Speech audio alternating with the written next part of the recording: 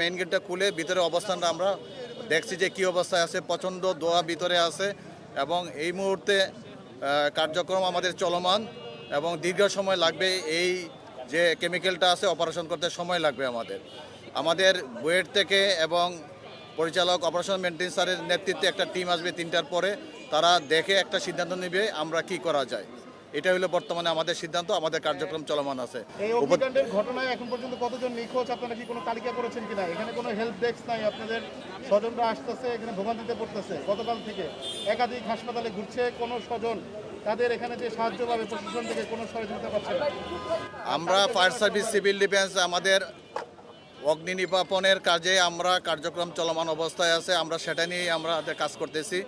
বাকি যারা প্রশাসন আছে সেই বিষয়ে তারা সিদ্ধান্ত নেবে। আগুন নিয়ন্ত্রণের কত সময় লাগতে পারে, কতজন নিখোঁজ আছে আপনাদের কাছে? আগুন নিয়ন্ত্রণের বিষয়টা হলো গিয়া গতকালকে আমাদের স্যাররা বলে গেছেন যে আমাদের যে গার্মেন্টসে যে আগুনটা ছিল সেটা আমাদের সম্পূর্ণ নিয়ন্ত্রণে, কোনো সমস্যা নাই, নির্বাপনও হয়ে গেছে আমাদের। কিন্তু কেমিক্যালের যে আগুনটা আছে এটা সময় লাগবে। বিভিন্ন প্রকার মাল্টিপারপাস যে কেমিক্যালগুলো আছে সেখান থেকে বিভিন্ন ধরনের টক্সিক গ্যাস তৈরি হইতেছে, যেটা বাতাসের সাথে মিশে গেছে এবং ক্লোরিন গ্যাস তৈরি হয়েছে। সেটা মানুষের শ্বাস প্রশ্বাস নিলে পরে তার ত্বকের সমস্যা হইতে পারে, ফুসফুসের সমস্যা হইতে পারে, হাড়ের সমস্যা হইতে পারে, যেটা নিজেরাই আপনারা উপলব্ধি করছেন। হ্যাঁ, অবশ্যই গণবসতির জন্য ক্ষতিপূর্ণ। আমরা বারবার মাইকিং করতেছি, জনগণকে বলতেছি এবং আপনাদেরকে বলতেছি দূরত্ব বজায় থাকেন, নিজের জীবনকে আগে বাঁচান, তারপরে অন্য কিছু আপনারা করেন। কতদিন সময় লাগবে? সময়ের বিষয়টা বলা যাবে না এখনো, যেহেতু এটা একটা কেমিক্যাল, অনেক সময় লাগার কথা। এটাকে অপারেশন করতে হবে, অপারেশন করার পরে তারপরে গিয়া এটাকে আপনার সমাপ্তি ঘোষণা করা হবে। যেহেতু আপনারা দেখছেন টঙ্গীতে আমরা দীর্ঘদিন এই কেমিক্যাল নিয়ে আমাদের অনেক দিন আমরা কাজ করছি, অনেক দিন আমরা সেখানে অগ্নি নির্বাপনের কাজে ছিলাম এবং পরবর্তীতে যখন ফুললি সেভ হয়েছে তখন আমরা বলছি যে আগুন নির্বাপন হয়েছে। আমরা দেখেছি যে ফায়ার সার্ভিসের এই যে রাসায়নিক গুদামের আগুন নিয়ন্ত্রণে ফায়ার সার্ভিসের পর্যাপ্ত ইকুইপমেন্ট নেই।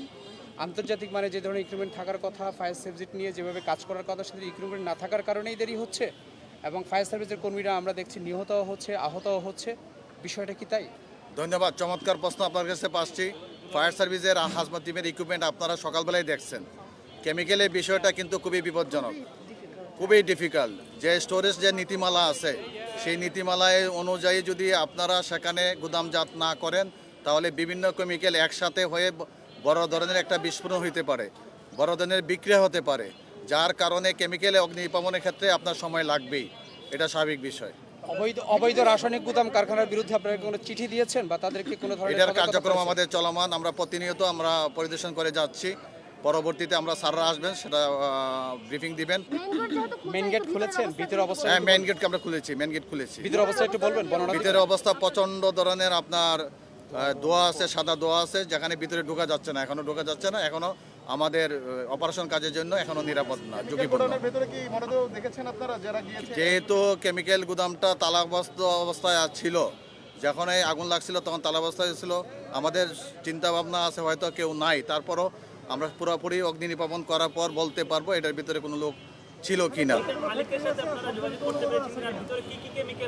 না, মালিকরে আমরা এখন পর্যন্ত খুঁজে পাই নাই এবং কোনো তথ্যই আমরা পাই নাই। এই বিষয়ে আপনারা একটু অপেক্ষা করেন। আমাদের বুয়েট থেকে একজন টিচার আসতেছেন, আমাদের অপারেশন স্যার আসতেছেন, তারা ব্রিফিং আপনাকে দিবেন।